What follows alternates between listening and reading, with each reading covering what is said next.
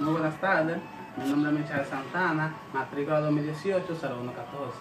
Yo voy a dar introducción al tema, empezando a hablar con las condiciones y particulares de la matemática en el siglo XVIII. Durante el siglo XVIII, los matemáticos trabajaron mucho para enriquecer el análisis matemático con numerosos algoritmos y descubrimientos interesantes.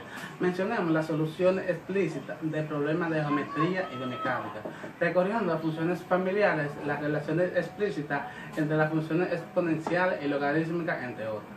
Por el contrario, las demostraciones de teoremas fundamentales de cálculo y de resto de Taylor, para no citar más que dos ejemplos, sigue siendo imprecisa e intuitiva.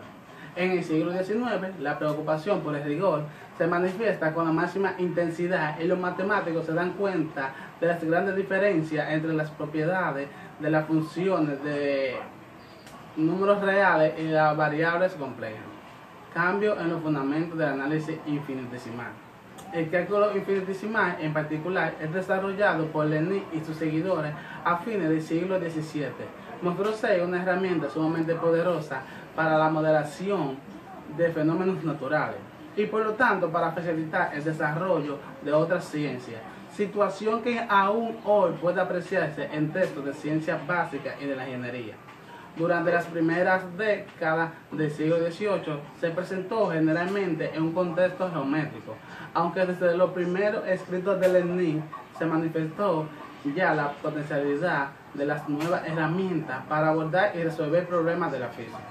En aquel cálculo resultó un recurso básico de concepción infinitesimalista de la curva, viéndola como poligonal con una infinidad de lados de cada uno de ellos infinitamente pequeños.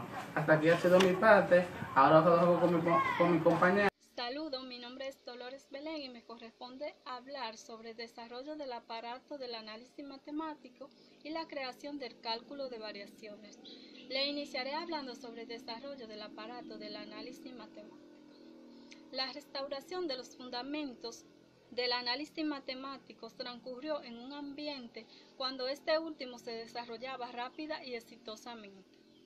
Muchos investigadores de la época posteriores, refiriéndose a los matemáticos del siglo XVIII, les reprochaban que por qué la persecución de resultados prácticos permanecían como si fueran indiferentes hacia sus fundamentos.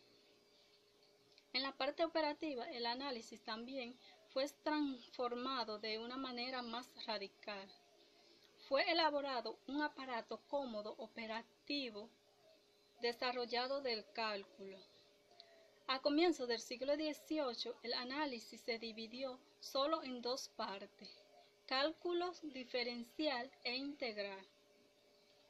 El primero incluía en particular todas las teorías de las series. El segundo estaban concentrados los métodos de solución de los denominados problemas inversos del análisis infinitesimal. En el análisis matemático del siglo XVIII se enriqueció con el potente y variado aparato del desarrollo de fundamentos en serie de diferentes tipos. Este aparato fue creado bajo la influencia directa de los problemas de la física matemática. El cálculo diferencial en el transcurso del siglo XVIII acumuló casi todos los requisitos o los resultados que caracterizaban su estructura actual. El cálculo integral, los creados del análisis infinitesimal,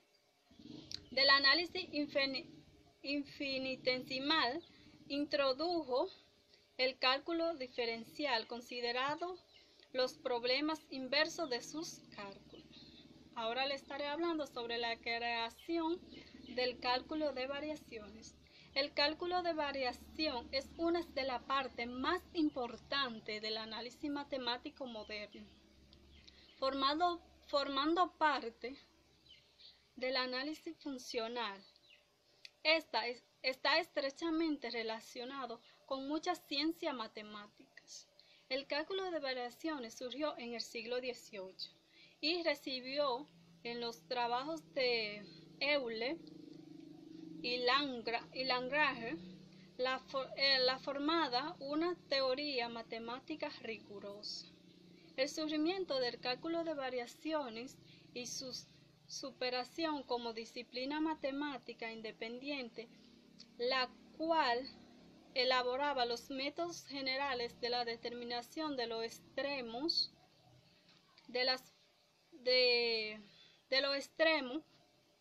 funciones, estuvo considerada por la necesidad de solucionar una clase especial y física de carácter político denominado problema de variación. Hasta aquí mi parte, le dejo con mi compañero.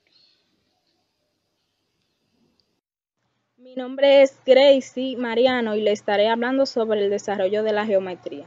Los descubrimientos que tienen un significado de principios hecho en la geometría en el curso del siglo XVII predeterminaron para esta ciencia en el siguiente siglo un carácter cualitativamente nuevo de su desarrollo. En la geometría fueron incluidas nuevas disciplinas, prácticamente todas las ramas clásicas de la geometría, excluyendo solo las geometrías no euclidianas que se formaron en este siglo. Se trata de la geometría analítica, diferencial, descriptiva y proyectiva. Sus rasgos generales son de desarrollo en los marcos y sobre las bases del sistema de las geometrías de Euclides, la influencia directa de los problemas prácticos sobre las ramas de las matemáticas. Entre los diferentes problemas y métodos de geometría tuvieron un gran significado las aplicaciones del cálculo infinitesimal. De ella surgió y se desarrolló la geometría diferencial, la ciencia que ocupó en el siglo XVIII el lugar central en el sistema de las disciplinas geométricas. La geometría analítica, bajo esta denominación, es una corriente que se puede considerar como aquella parte de la geometría donde se estudian las figuras y transformaciones geométricas a partir de ecuaciones algebraicas. Para la geometría analítica es una característica la utilización de los métodos de álgebra y el método de coordenada. La geometría descriptiva y proyectiva. Los métodos de la geometría descriptiva se formaron en el dominio de las aplicaciones técnicas de la matemática. Los hechos del estudio sobre la perspectiva eran conocidos desde las épocas remotas, en especial fueron desarrolladas por artistas y arquitectos para la época del Renacimiento. Estos resultados constituyeron las bases necesarias para la creación de aquella geometría teórica en la cual los modelos espaciales se estudiaban mediante un complejo de transformaciones en el plano. Los fundamentos de la geometría. Con esta rama se podía relacionar aquellas investigaciones y resultados en los cuales se estudiaban la formación de aquellas investigaciones fundamentales de la elección de los conceptos primarios y se daba un análisis del sistema de axiomas situado en la base de las teorías geométricas y además las interpretaciones concretas que estaban contenidas. Ahora le estaré hablando sobre las premisas de la álgebra moderna. Descartes entrelazó en una ciencia única la geometría analítica y los métodos del álgebra y la geometría. Consideró que había creado una ciencia única que unía y parecía cómo se absorbían estas dos disciplinas. Sin embargo, la utilización del aparato algebraico en la geometría analítica no condujo a la supresión del álgebra. El álgebra se desarrolló posteriormente por un camino original, teniendo su propia problemática científica. Esta problemática resultó preferente en la teoría de las ecuaciones algebraicas. Esta teoría incluía tanto la formación de la teoría general de las ecuaciones como también la acumulación de procedimientos en su resolución numérica y gráfica. La elaboración científica de semejantes problemas vinculada con la aplicación de conceptos de número y con y con perfeccionamiento de aspectos algebraico, simbólico, literal. Hasta aquí ha llegado mi intervención, ahora lo dejo con mi compañero Luis. Mi nombre es Luis Miguel Marino Acosta y le continuaré hablando sobre la teoría de los números. Es la rama de la matemática que estudia las propiedades de los números, en particular los números enteros, pero más en general estudia las propiedades de los anillos de números, anillos íntegros que contienen a través de un morfismo finito e inyectivo. Contienen una cantidad considerable de problemas que podrían ser comprendidos por no matemáticos. De forma general, este campo estudia los problemas que surgen en los estudios de los números enteros. Teoría de la probabilidad. Es una de las ramas de la matemática que estudia los fenómenos aleatorios. Los fenómenos aleatorios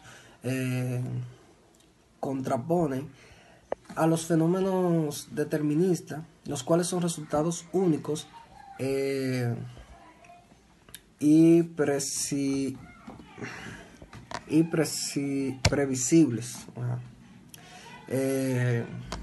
Previsibles de experimentos realizados bajo las mismas condiciones determinadas. Los fenómenos aleatorios, por lo contrario, son aquellos que se obtienen de experimentos realizados bajo las mismas condiciones determinadas, pero como resultado posible posee un conjunto de alternativas, por ejemplo, el lanzamiento de un dado o de una moneda. La teoría de probabilidad se ocupa de asignar un cierto número a cada posible resultado que puede ocurrir en un experimento aleatorio con el fin de cuantificar dichos resultados y saber si un sucesor es más probable que otro. El análisis combinatorio es una de las ramas de la matemática perteneciente al área de matemáticas discretas, que estudia la enumeración, construcción y existencia de propiedades de configuraciones que satisfacen ciertas condiciones establecidas. Además, estudia las ordenaciones o agrupaciones de un determinado número de elementos. Gracias.